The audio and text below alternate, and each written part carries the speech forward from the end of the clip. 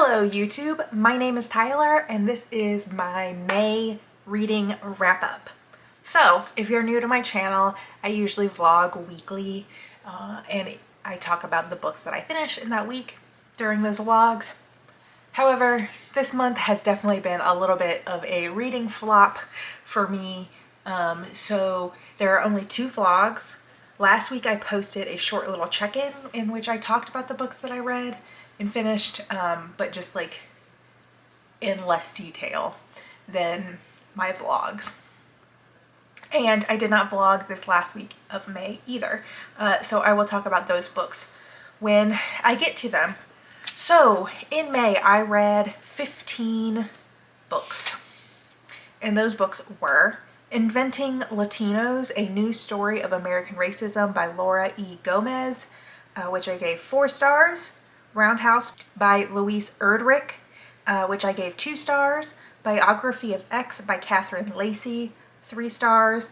Forager, Field Notes for Surviving a Family Cult by Michelle Dowd, which I gave 3 stars. Gideon Falls, volumes 1, 2, 3, and 4.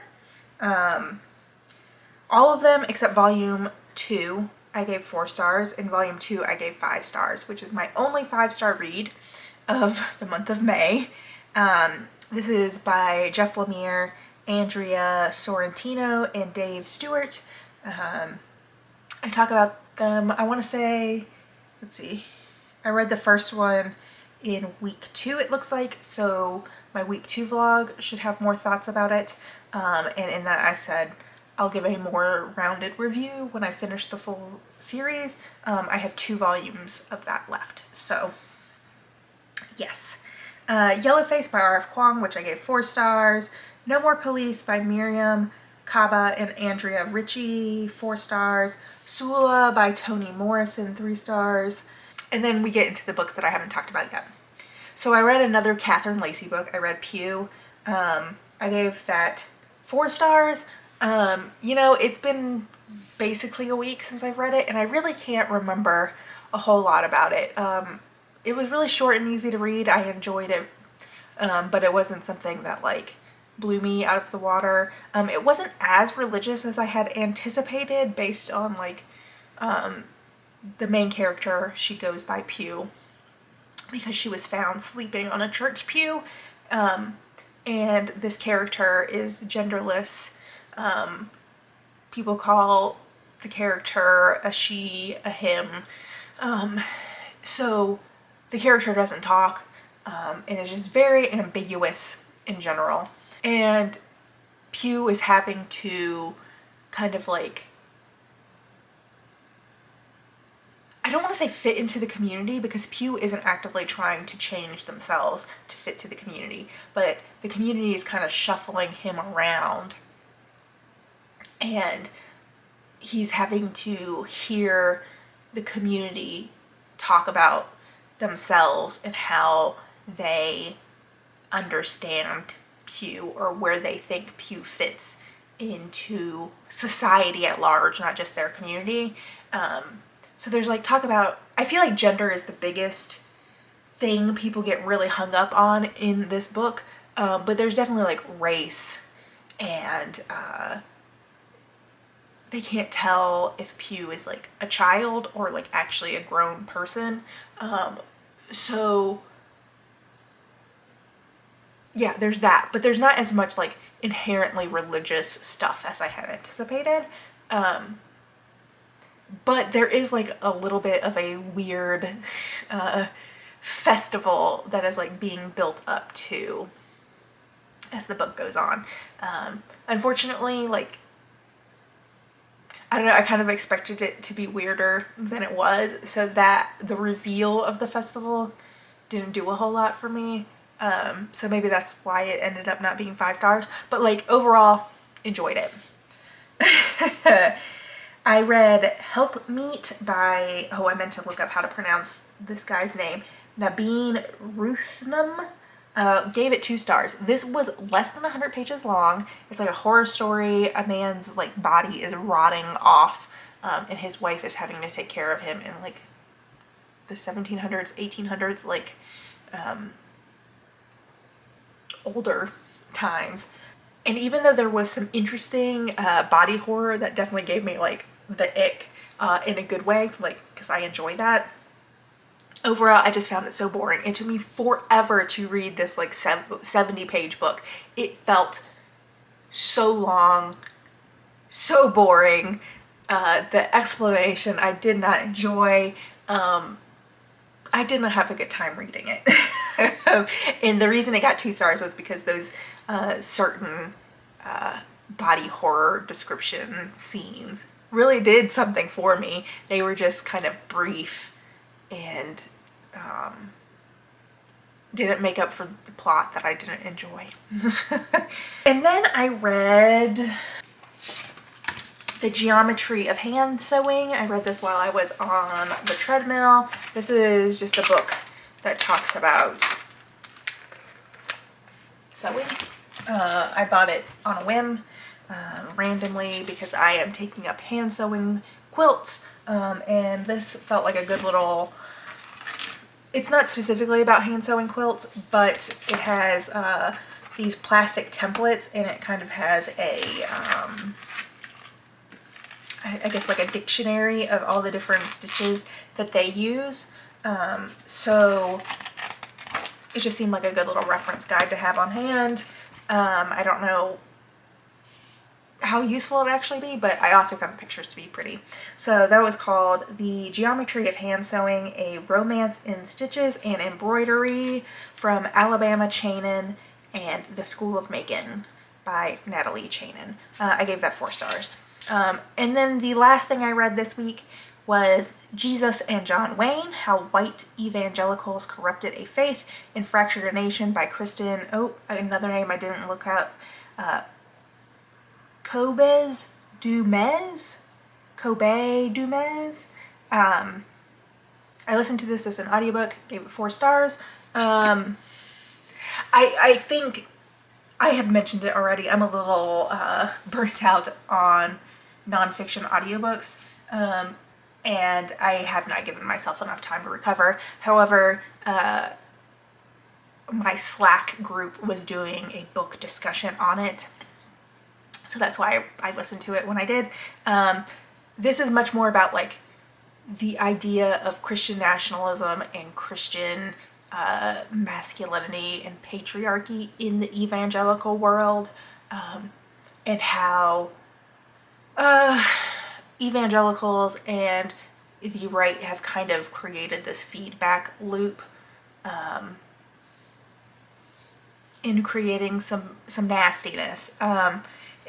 While it's more or less chronological in covering like different evangelical movements and how they have co-opted, is maybe not quite the word, but co-opted certain political ideas and stances into Christianity as they understand it, and then how the American right has also kind of morphed into a party that upholds that particular brand of Christianity. I don't know if that makes sense. It's a lot more about like masculinity and patriarchy than I had anticipated based on the subtitle. I kind of expected it to be more of a history. And like I said, it does go chronologically. It kind of starts back in like the 50s, I think. And so like it does cover a long period of time. But I feel like the subtitle is just like a hair misleading, but not like necessarily in a way that made me not enjoy the book. It just kind of had my expectations in a different direction. Anyways, that's my thoughts, my feelings on it in a brief clip. This is actually going to be kind of a long wrap up. So I read 15 books this month. 5 of them were audiobooks. I had one DNF, which was The Disappearance of Joseph Mengele, and 12 of those 15 books came from the library. And I managed to read both an indigenous author this month and a Toni Morrison book. That's the first time so far I have read and achieved both of those goals in a single month. So that's awesome. It's also the first month I actually read a Toni Morrison book. So yes, there's that. Let's talk about my TBR stats real quick.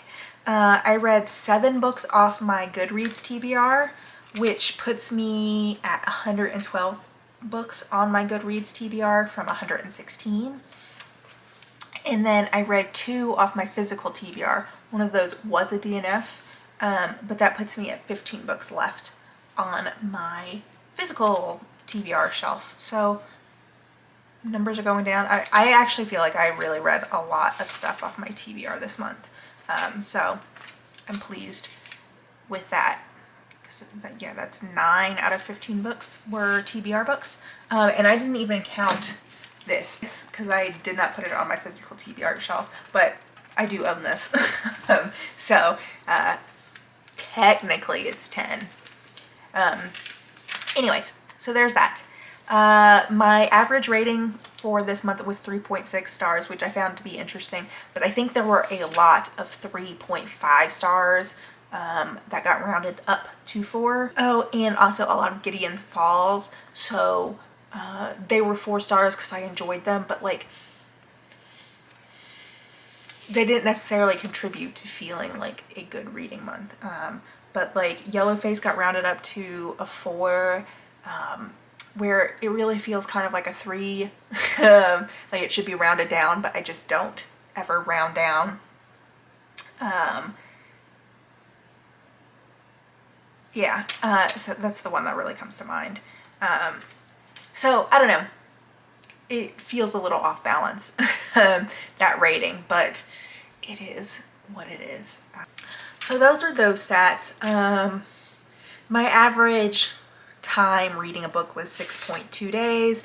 That feels kind of about right. And just like, I felt like I was just reading stuff for a long time, even short things. I just like could not get myself to pick up and read. So those are the stats for the month. Let's talk about what I'm carrying over into June. I am carrying over 4 books into June. One of those books is Quilt Making by Hand by Jenny Beyer. I am reading it to learn about quilt making because that's a thing I am currently interested in. I am also reading, where is it? Latbona by Otessa Mashfag, because I was needing a win, so I ran to Miss Otessa. It's a weird book. It's interesting because it's not a modern story, and it's following a boy so far. Everything I've read by Otessa has followed a woman, so that's interesting. But there is something about the way this woman writes that like just is so off-putting, but in a way that like I can't help but read and enjoy. I truly don't know what it is about Otessa Mashfag's writing, but the girlies who get it, I guess. And then I'm also listening to Elantris by Brandon Sanderson. I'm about halfway through. I still have like 13 hours, but surprisingly really enjoying that. It's told in 3 different characters, POVs, and it is about a group of like magical beings who are seen as gods, but then the thing that gives them that power starts to kill them, basically. And so it's told from the point of view of a prince who gets this disease and is dying, his fiance who is supposed to marry him, and then like a priest who has come to town to kind of convert everybody. So my favorite is the princess woman. Her chapters are my favorite. I like her character voice. I like her little Sion guy. I like their banter. I like the things she's doing. Then I like the priest chapters because I like a good villain. And he's very intriguing. I find the religious stuff to be interesting, even if it gets a little dense. And then the least interesting, although not bad, but like usually is when I'm like, okay, I'm gonna stop and not listen to this anymore, is Prince Rion's chapters. I just don't care all that much about him like fixing up a laundress. Anyways, but surprisingly, really, really enjoying that. Biggest surprise of the years so far. And then the other thing I am reading is Lie With Me by Felipe Besson, which has been translated by Molly Ringwald. This is a novel. Oh, I just kicked my camera. It's a novel about two teen boys that maybe fall in love. Like they haven't quite gotten to that point yet, but it's like 80s France, like rural France, I believe. So yeah, I'm just reading. It's really short, but it's told in like little fragments, so I've been reading it before bed.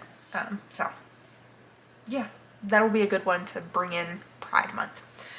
I also have a couple of library books that will be getting read in the month of June.